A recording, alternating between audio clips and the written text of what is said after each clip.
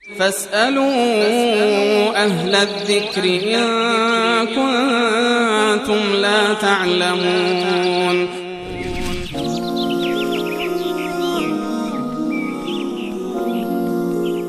و بیننده پرسیدن در رابطه با مسائل خانم ها و بانوان که آیا خانم و زن هم در خواب ارضا می شود و اگر این گونه مسائل رخ داد، شاید ایشون پرسیده باشن که این یک نوع وهم باشه و اگر این گونه باشد آیا اگر این گونه شد و غسل نکرد روزه گرفت، روزش چگونه است؟ بله، این سوال از رسول الله صلی الله علیه وسلم پرسیدن در محضر یکی از همسران ایشان و همسر ایشان به اصطلاح گفت که آیا مگر امکان داره که اومد سوال کرد که آیا اگر زنی همانند مردان خواب ببیند و به تعبیر اون زن احتلام بشود آیا غسل دارد؟ سوال از غسل بود. درست. رسول الله صلی الله علیه و سلم فرمودند که بله غسل دارد اذا رأت الماء، اگر آبی را دید، یعنی به تعبیر امروزی اگر ارضا شد و انزال شد، بله در این صورت این غسل رو هم دارد.